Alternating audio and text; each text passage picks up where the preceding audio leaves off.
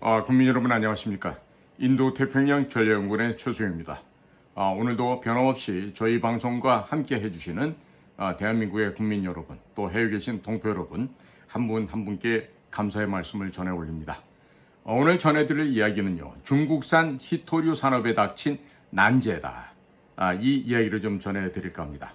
일찍이 1992년 등소평이 중동에는 석유, 중국에는 희토라고 하면서 희토류를 내세울 정도였습니다.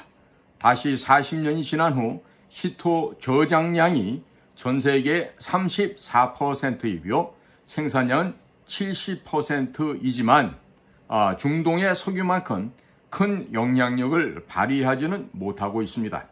그 원인은 첫째로 중국의 희토류 정책 효과가 시원치 않고, 둘째로 국제사회의 대중국 경계심 및 위험 제거 노력이 지금 강화되고 있으며, 셋째로 전 세계 희토 수요량이 크지 않다는 점이 그 원인이 되겠습니다.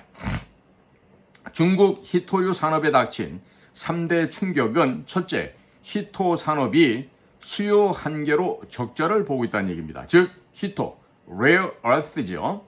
이것은 토, 흙이 아니라 화학 주기표 중에서 17종의 금속 원소의 총칭으로서 새로운 과학기술 혁명과 산업 변혁이라는 배경하에서 전략적 광산 자원으로 인식된 공업 비타민, 신재료의 어머니, 군사적 핵심으로 불려지고 있습니다. 이것은 군사적 핵심이라고 하는 것은 고도의 과학기술 무기 핵심 부위에 모두 희토가 사용됨에 따라서 붙여진 이름이 되겠습니다. 그렇지만 2022년 기준 세계적인 매장량이 1억 3천만 톤이고 그의 생산량 30만 톤을 감안한다면 지구가 400년을 사용할 수 있는 양으로서 석유 43년, 천연가스 63년보다 높은 수준이 되겠습니다. 희토는 세계적으로 매장량, 생산량, 수출량, 소비량에서 세계 1위를 점유하고 있습니다. 그런 가운데 중국산 희토 가격은 2005년 이후 지금까지 증가하지 않고 두 번의 고가격 사이를 배회하는 수준이라 하겠습니다. 상장 기업 북방 희토, 중국 희토, 성화자원 등 3개사의 2023년 3분기 수익이 전년 동기 대비하여 70에서 80% 하락하였고 2024년에 들어서도 하락세를 이어가고 있는 실정입니다. 2023년 희토 수출은 11만 4,300톤으로서 전년 대비 1.4% 증가하고 액수면에 있어서는 43억 9,600만 US달러로 23% 하락했고 가격은 톤당 38,500달러로서 24%가 하락하였습니다.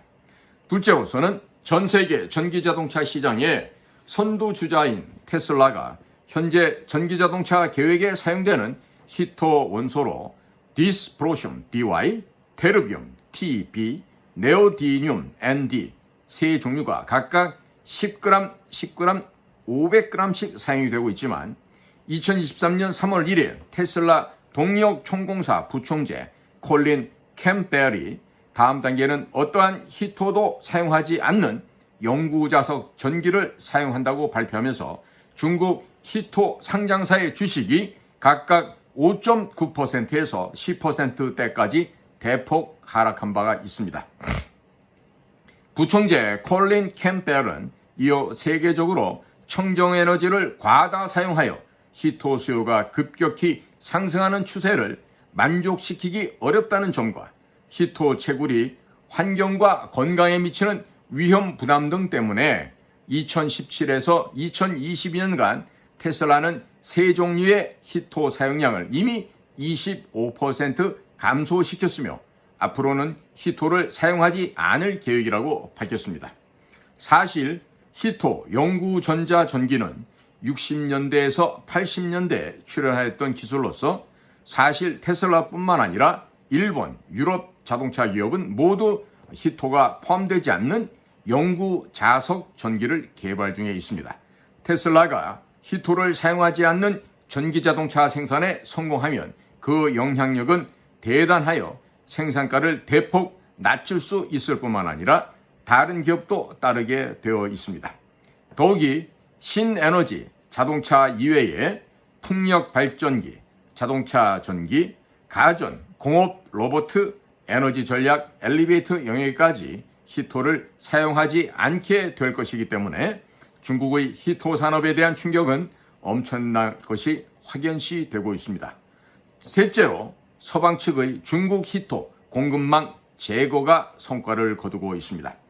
2010년 조대 문제가 격화되어 중국이 대일본 히토 수출을 제한하자 그때까지 90%의 히토를 중국에서 수입해왔던 일본은 첫째, 이미 충족하게 보유한 재고량으로 버티면서 호주, 미국, 베트남, 카자흐스탄 등으로부터 히토를 수입하여 히토 수입 총량의 50% 이상을 보충할 수 있었습니다.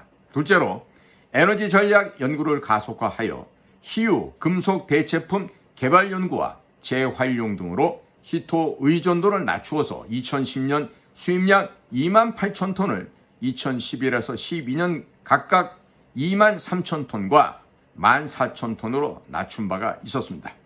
세 번째, 탐사 활동을 강화하여 2011년 태평양 근해에서 10m에서 70m 두께의 히토 진흙을 발견하였는데 농도가 중국 히토강보다 2배 높게 나타났는데 당시 가격이 너무 낮아 개발을 보류하였을 뿐이었습니다. 동시에 2012년 일본, 미국, EU와 함께 중국을 WTO에 제소하였고 2014년 8월 중국이 패소하여 미국, EU, 일본 등이 전 세계 히토 공급망에서 중국을 제거하려는 공동 노력이 성과를 나타내고 있습니다. 향후 전망을 살펴보겠습니다.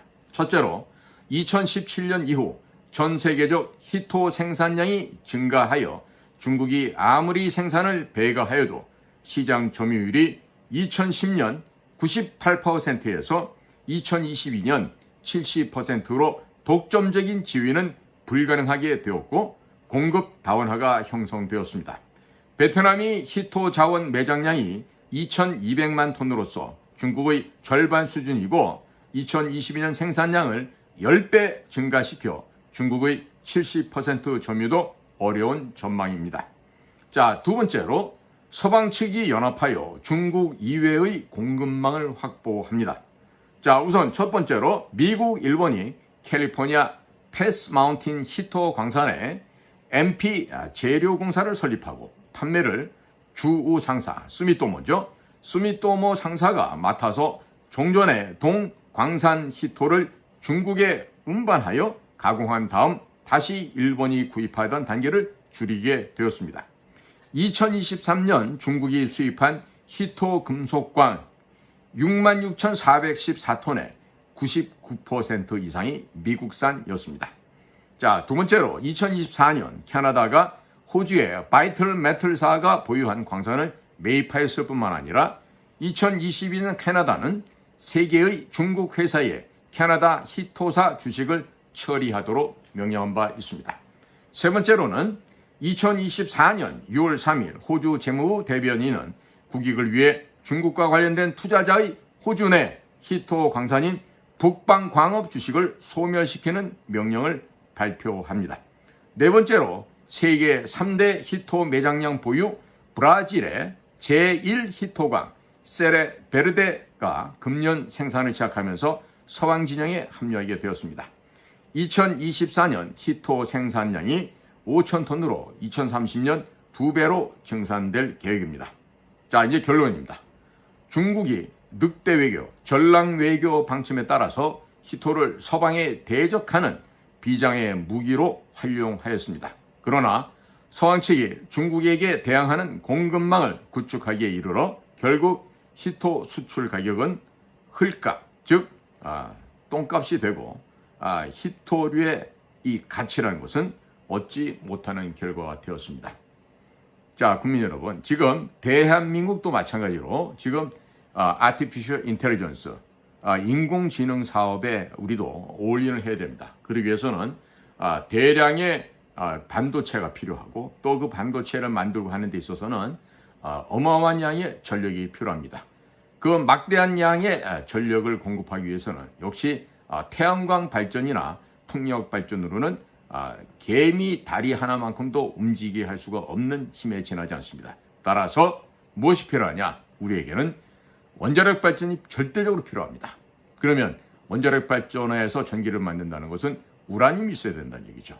결국 이 우라늄을 막대하게 가져다가 전기를 생산하기 위해서는 이번에 다녀갔던 48개의 아프리카 제국과의 원활한 협조도 필요하지만 사실 중부 아프리카 샤헬 지역이라고 하는 대서양에서부터 인도에 이르는 이 사하라 사막 남쪽의 아프리카를 이루고 있는 이 국가들에 대한 가장 많은 큰 영향력은 현재 러시아가 가지고 있습니다.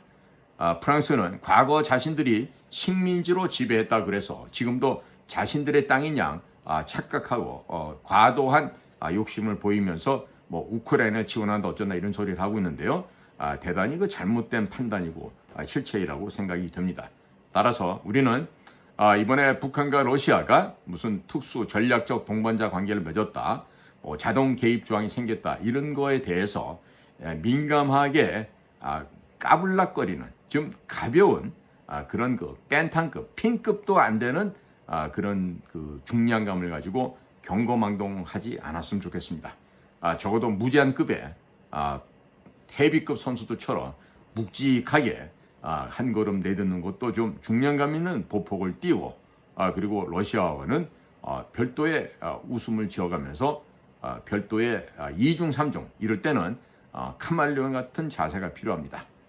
변색하는 게 마치 팔색조처럼 중국의 그 변검으로 통해서 얼굴이 수십 가지로 바뀌듯이 그런 식으로 해서 우리의 입장과 우리의 태도를 시시각각으로 변동하면서 우리나라의 국가 이익을 기본 바탕으로 한 본격적인 다양한 외교를 펼칠 필요가 있다 하겠습니다.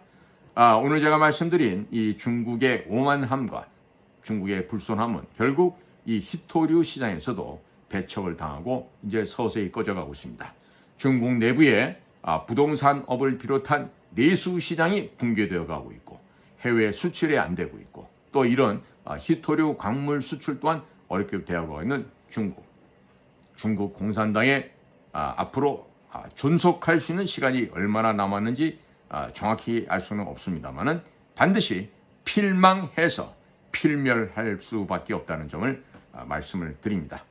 오늘 또 제가 이런 얘기를 했기 때문에 우마오당이 풀발해서 지금 제 방송을 혐오감 나는 동영상이다 또 이렇게 해서 신고가 들어올 것 같습니다만은 그런 것에 아랑곳하지 않고 저는 객관적 사실에 입각한 진실 보도만을 계속 진행을 하겠습니다. 오늘도 여러분들의 귀한 시간을 함께 동행해 주셔서 감사를 드립니다. 저는 인도태평양 전략연구원 최수용입니다. 고맙습니다.